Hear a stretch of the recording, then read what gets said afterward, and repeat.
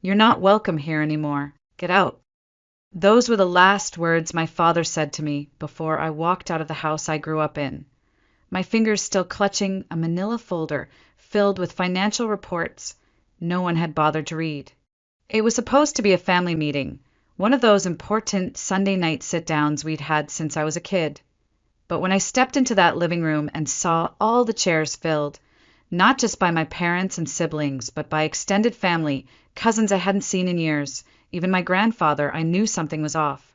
The air was thick, and every eye turned to me with a single, chilling purpose. The scapegoat had arrived. My name is Julia Monroe. I'm 27 years old. And that night, in the middle of spring, I was officially exiled from my family, not for stealing or lying or harming anyone, but for trying to help. For years, I'd been the quiet fixer, the invisible one who held everything together, the one who was always blamed when things fell apart, no matter who had caused the mess. That meeting didn't break me. It revealed the truth I had been too afraid to face. I had never truly belonged to my own family.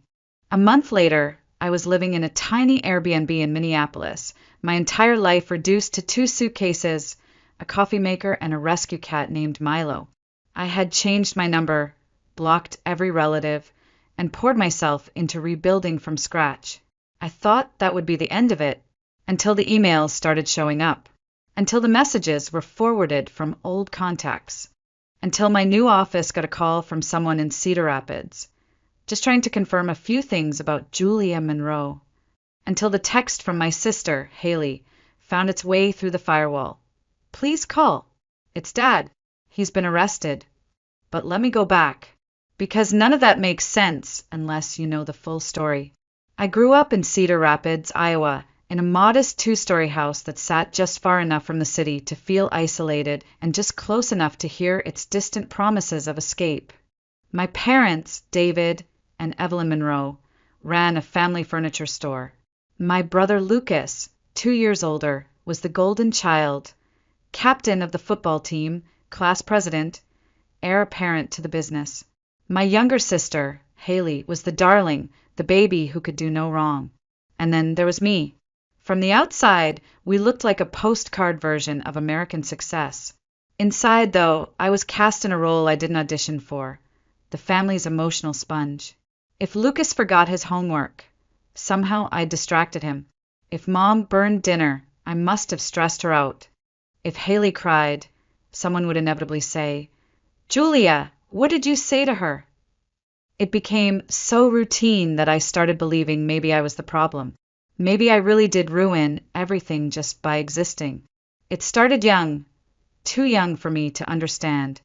I remember being 6 and coloring quietly at the kitchen table when I heard the crash of glass from the living room, my mom's favorite vase.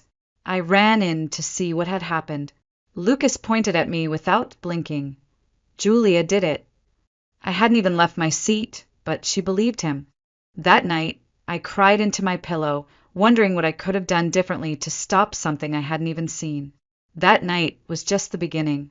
I used to tell myself it wasn't that bad, that all families had their dynamics, that maybe if I just worked harder, kept my head down, achieved more, they'd eventually see me, not as the one who ruined things, but as the daughter who held everything together. But the truth is, they never wanted me to hold anything. They just needed someone to absorb the damage. As I grew older, the blame evolved. It wasn't just about broken vases and forgotten chores anymore. It became abstract and more cutting. When Dad had a slow sales month, he'd come home angry and silent. If I asked how his day went, he'd sigh and say, "You always have to make everything about you, don't you?" I was 12. I didn't know how to not be a burden. I just knew that my presence seemed to weigh more than anyone else's. By the time I reached high school, I stopped trying to be noticed and started trying to be undeniable. Straight A's, student council, debate team, volunteering on weekends. I figured if I couldn't be loved, I could at least be necessary. My teachers adored me, and my guidance counselor, Mrs. Callahan, once told me, "You've got leadership written all over you. Honestly, Julia, any Ivy League would be lucky to have you." I remember floating home with that praise still echoing in my chest, only to be grounded in reality 5 minutes later. Ivy League. Dad had laughed.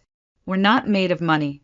Maybe focus on getting a job at the store instead of chasing dreams that cost more than a house. I might get a scholarship, I whispered, though my throat was tight. Mom didn't even look up from the stove. You always aim too high. Maybe consider a community college. Something more appropriate. Haley, of course, chimed in with a smirk. You just want the attention. That night, I wrote my acceptance essay in silence and cried when no one could hear. Despite them, I got into Northwestern with a full tuition scholarship and partial aid. The envelope arrived in spring, thick, hopeful, promising a life they couldn't imagine and never cared to. I found them in the living room, clustered around Lucas, who'd just received his third rejection letter from a mid-tier state school. He was slumped on the couch, and Mom had one arm wrapped around him like he was the one who needed comforting. I held the letter behind my back. I got in, I said. Northwestern. Full ride. They stared at me like I'd interrupted a funeral. Dad was the first to speak. What's this going to cost us? Not congratulations. Not, we're proud of you.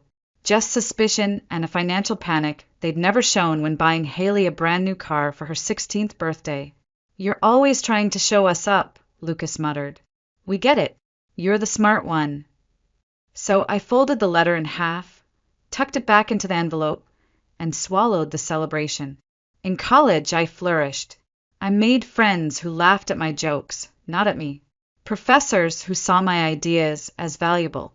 I learned that not every room needed a scapegoat, but the tether to my family remained. Calls from Mom that started with "How are you?" and ended in guilt. Texts from Haley reminding me that Dad's been on edge since you left. As if my success was a disruption to their dysfunction. After graduation, I had offers in Chicago, in New York, even in Austin, but I turned them all down. Something in me still craved home. Still thought I could fix it if I just tried hard enough. So I moved back to Cedar Rapids, got a marketing job at a mid-sized firm, rented a small studio apartment 12 minutes from my parents' place, and every Sunday night I went to dinner where I was still the problem. Coming back to Cedar Rapids was like stepping into a museum where nothing had been dusted, but everything was exactly as it used to be, right down to the way my mother sighed when I walked through the front door. I kept thinking, maybe if I show them how much I've grown, how successful I've become, they'll finally see me differently. I was wrong. The Monroe family furniture store was struggling. Once a charming staple of the local community, known for handcrafted oak tables and solid maple bookshelves, it had lost its shine in the face of mass-produced imports and online retailers. Still, my father clung to the business like it was his last breath. One Sunday dinner, between bites of meatloaf, Dad muttered something about declining foot traffic. I looked up, cautious but hopeful. I could help, I offered gently. Redesign the website, optimize it for mobile.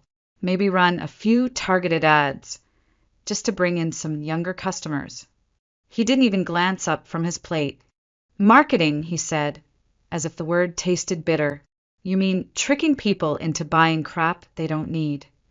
I felt the sting, but smiled anyway. Not tricking, storytelling.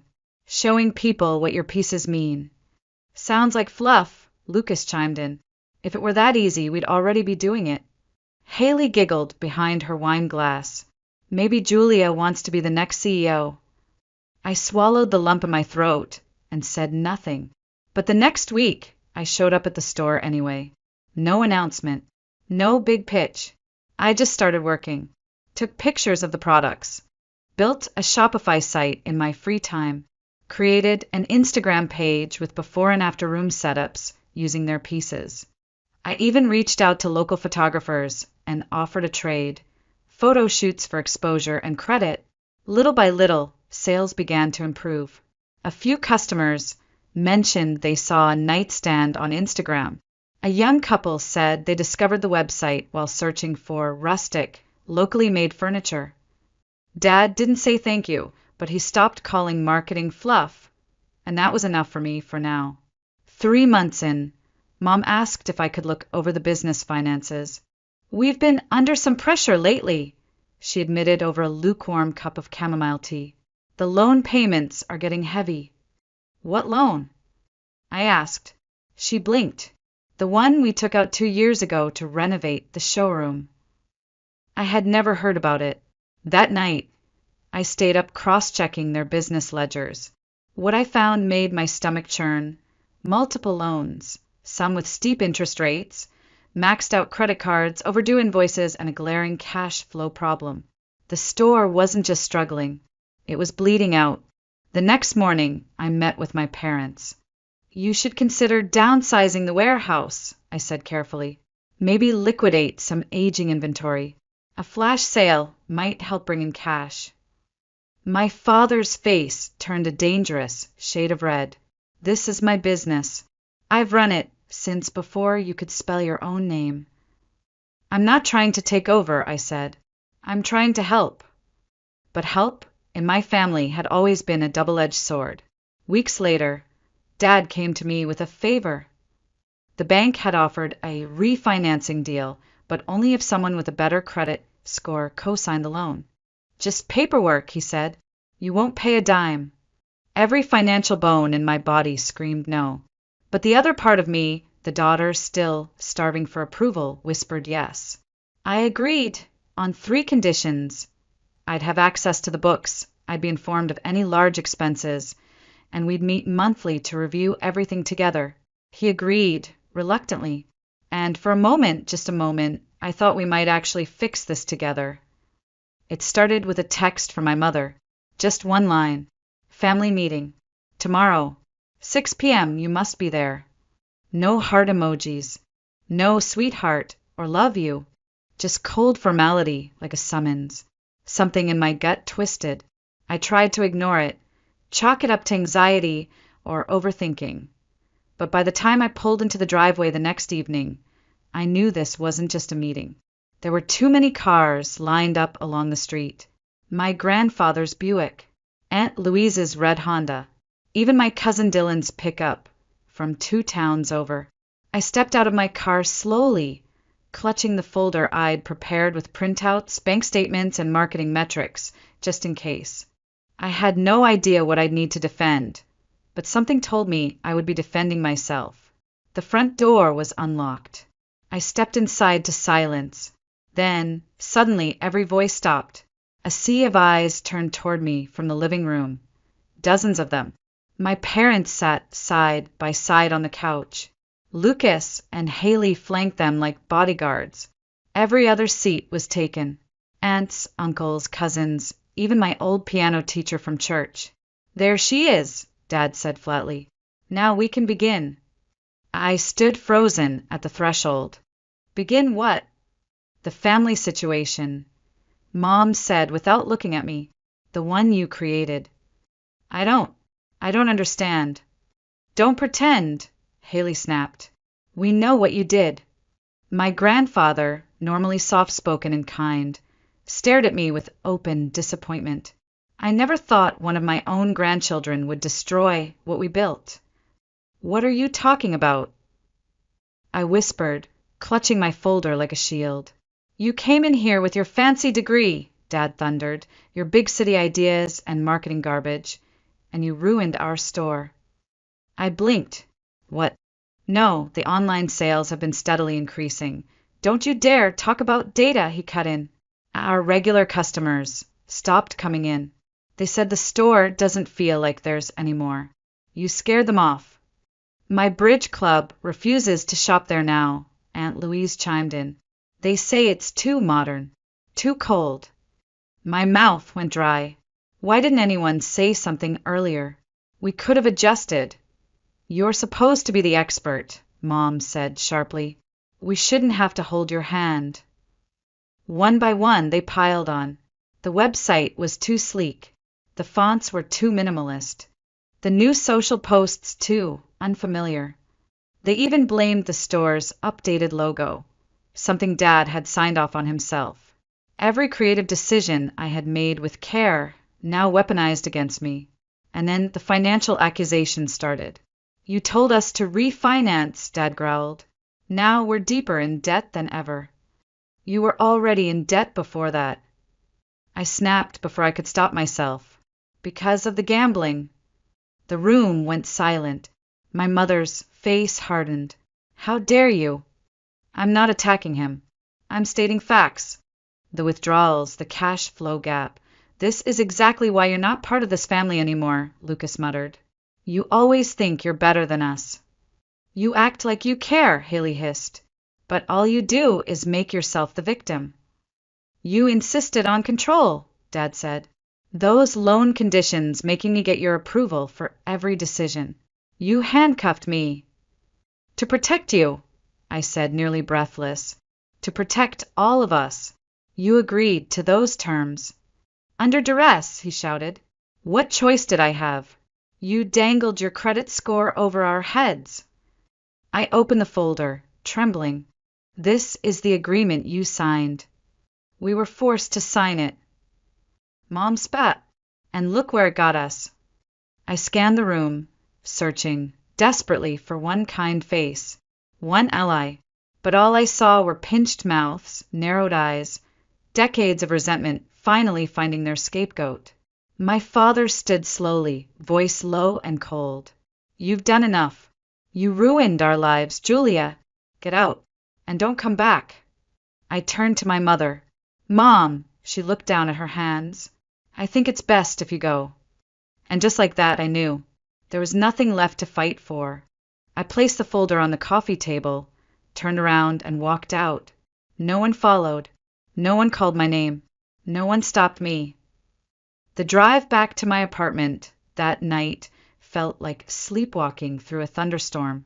My hands shook on the steering wheel. The city lights blurred through my tears.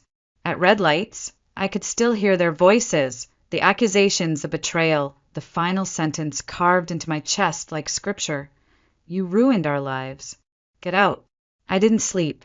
I paced the floor, hands numb, body vibrating with the kind of grief that has no name. By sunrise, I was at my dining table with a blank notebook, writing down every memory I could recall. Every moment they blamed me, minimized me, twisted my intentions, for full pages front and back. And I wasn't even halfway through. Somewhere between the memory of my 10th birthday being canceled for Lucas's football game and the time Haley threw a tantrum over a gift I couldn't afford, something inside me cracked open. Not with pain, with clarity. What if I just left? Not the temporary kind of leaving. Not sulking or silence, or skipping a few Sunday dinners. What if I actually walked away from the Monroe family for good? The thought terrified me, but it also tasted like freedom. That morning, I requested emergency leave from work. My boss, Megan, barely hesitated. Take what you need. And Julia, that Seattle position we discussed last year, the one you passed on, it's still open. Or, if you'd rather stay closer, we've got expansion plans in Minneapolis. Just say the word. I didn't say the word. Not yet. But that conversation planted a seed. By noon, I had called my landlord. The lease buyout wasn't cheap, but manageable. I searched apartments in Minneapolis, crunched my savings, calculated a buffer. I went to the bank to double-check that all my accounts were solely in my name. I gathered documents, birth certificate, passport, degrees, and locked them in a fireproof box. I bought a prepaid burner phone, and I changed my number. The silence that followed was deafening and sacred. No more guilt-laced texts. No veiled manipulation. No sudden voicemails from Dad asking me to fix things he had broken. I blocked them all and forwarded my old number to a monitored voicemail just in case anything urgent came through. Then, I drove. One long, quiet stretch of road north to Minneapolis, a city I barely knew, with nothing but my clothes, my laptop, and a single cardboard box marked Essentials. I rented a tiny Airbnb studio in the Whittier neighborhood. Bare walls, thin mattress, one window with a view of a fire escape. It felt like a sanctuary. Still, the first night, doubt came crashing in. Was I overreacting? Was I selfish? I reached for my phone out of habit, only to remember it was a clean slate now, no contacts, no history. And then the panic attack hit. 20 minutes on the floor, hyperventilating, sweating, certain I had made a terrible, irreversible mistake. But I didn't run back. Instead, I made a list, a 3-step plan. 1. Set up a remote work arrangement while I waited for the Minneapolis branch to finalize. 2. Find a permanent apartment. 3. Establish a routine, anything to ground me. The next morning, I walked to a nearby cafe with my laptop. The barista, a woman with a full sleeve of floral tattoos and a spark in her eye, noticed me fumbling with the Wi-Fi password. "First time here?" she asked, smiling. "First time in Minneapolis," I replied. "Well," she said, handing me a muffin I didn't order, then welcome. "I'm Sophia, and Café Salta is now officially your safe zone." That 5-minute interaction changed everything. I returned the next day, and the day after. Sophia introduced me to her partner, Adam, and a few of their friends who gathered at the cafe every Saturday morning to play cards and argue about poetry. For the first time in my life, no one asked what my family thought of me. No one needed a resume. I was just Julia, and that was enough. 3 weeks into my new life, I visited the phone store to disconnect the old number permanently. The clerk, a teenager with a nose ring and bored expression, offered one last option. "We can pull message logs or voicemails if you want to save anything." Curiosity got the better of me. I nodded. 20 minutes later, I was staring at a printout of 89 text messages, 26 voicemails, and 53 missed calls, all from Cedar Rapids. The earliest were filled with rage. "My father, stop this nonsense and call me back." "My mother, you're making things worse." "Lucas, you're always so dramatic." But as the weeks went on, the tone shifted. Confusion, then panic, then desperation. The last voicemail was from Haley.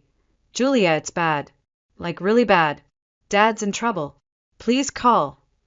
I sat in the corner of the store, holding the printouts like a deck of secrets. I didn't cry. I didn't feel satisfaction either. Just a hollow ache that felt older than I was. That night, I got the call at work. "Julia Monroe?" "Yes.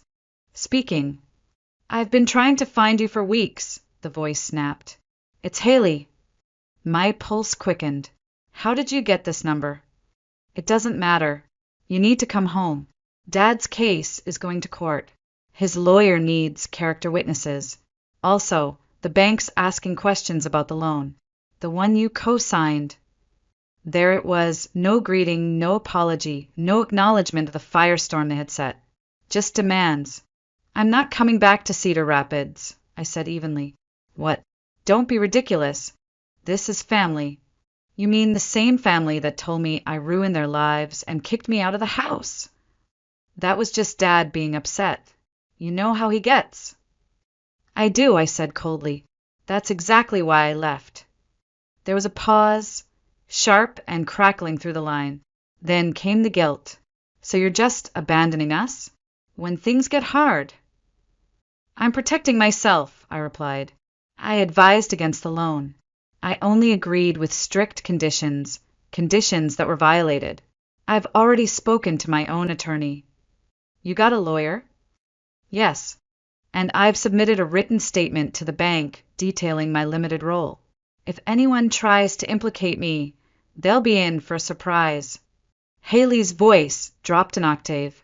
"So you're throwing Dad under the bus?" "I'm telling the truth," I said.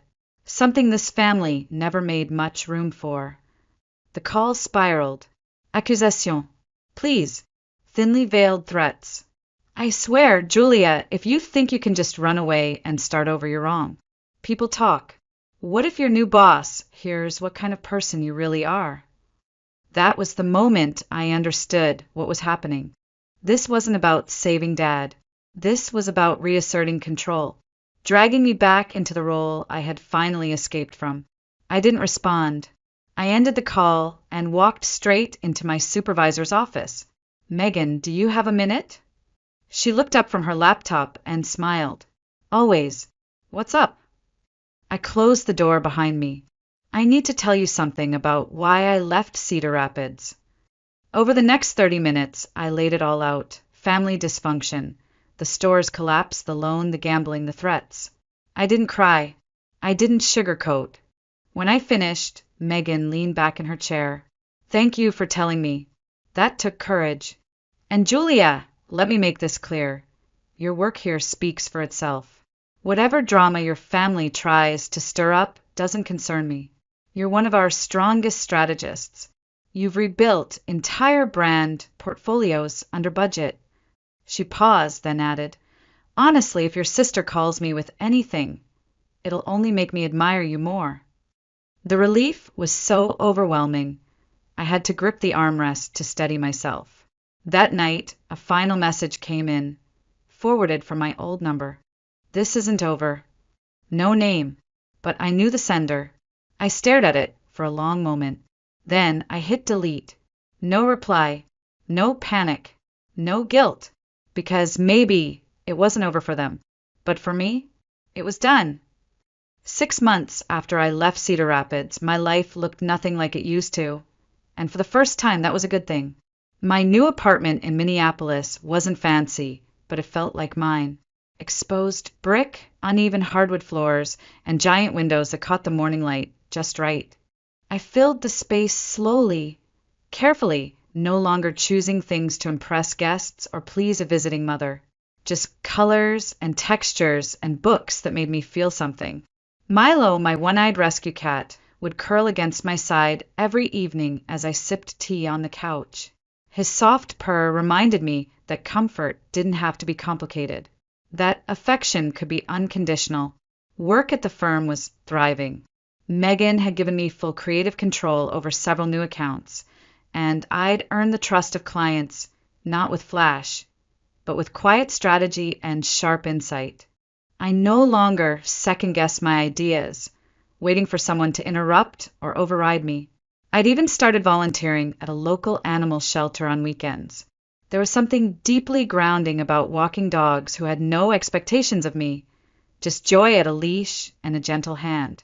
The staff welcomed me in like I'd always been there. No questions asked, no histories dragged in. Still, some nights, I'd wake from dreams that left me breathless. I was back in that living room, surrounded by accusing faces. My mouth moved, but no sound came out. I'd wake tangled in blankets, heart pounding. The old guilt didn't vanish. It just got quieter over time, like a radio slowly losing signal. And then one Saturday, during a poetry slam at Café Salta, I heard a voice that pierced me straight through. Her name was Jessica. Her poem was about leaving a partner who gaslit her into believing she was always the problem. Every line hit like truth laced in glass. After her set, I stepped outside for air and found her already waiting. "You felt that?" she asked softly. "Too much," I said. We talked for hours that night. She told me about the months it took her to trust herself again, about the shame she carried for loving someone who dismantled her piece by piece. I told her a little about my family. Not everything, just enough. "You should meet my brother," she said suddenly. "He's stuck in a roommate situation that sounds way too familiar. They blame him for everything, and he stays because he doesn't want to be dramatic. It's exhausting to watch. You'd get it." A week later, I met Michael. Younger than me, kind eyes, slumped shoulders that reminded me of mirrors I'd long since thrown away. We met at a coffee shop. He was quiet at first. Then, slowly, his story poured out, how he cleaned up after everyone, absorbed tension like a sponge, always felt like his presence was the problem. I didn't offer advice. I told him what I'd learned the hard way. "Being the scapegoat doesn't mean you're broken," I said. "It just means you are surrounded by people who refuse to look in a mirror." He blinked, then smiled. "No one's ever said that to me." From that day on, something shifted, not just in him, but in me. I started attending a support group for adults from dysfunctional families. Then I started co-facilitating, then leading. People came in with tear-streaked faces and stories so familiar they felt like pages from my old life.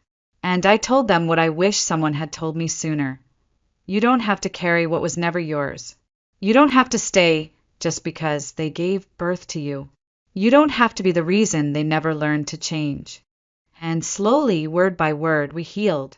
Not perfectly, not completely, but enough. The email came on a Wednesday morning.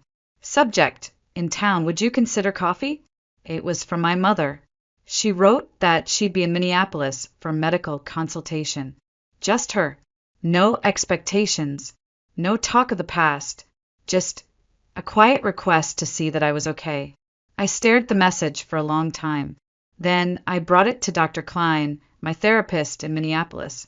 We discussed every possible outcome, every emotion it stirred up. I didn't want to punish her, but I didn't know her comfort either. In the end, I agreed. A 30-minute meeting. Neutral ground. A cafe in Pike Place Market with wide windows, lots of people and a clear exit. I got there early. My palms were sweating. When she arrived, I barely recognized her. She looked older, tired in a way I'd never seen before. No makeup, no practiced posture, just a small, hesitant woman who used to be the one I feared most. She stopped when she saw me and didn't move to hug. "Julia," she said softly, voice cracking like a twig. "You look well." "Thank you," I replied. "I am." We sat. We didn't order. We didn't touch. The silence hovered. Then, without prompting, she began. "Your father was sentenced last month. 2 years probation. The business is gone. We sold the house." Her voice didn't tremble. She'd rehearsed this. "I know," I said gently. "My attorney kept me informed." She looked away. "I still don't understand you," she said after a moment. "Even as a child you were so different, so quiet, so hard to reach." I didn't respond. She kept going. "You were always the one who absorbed everything.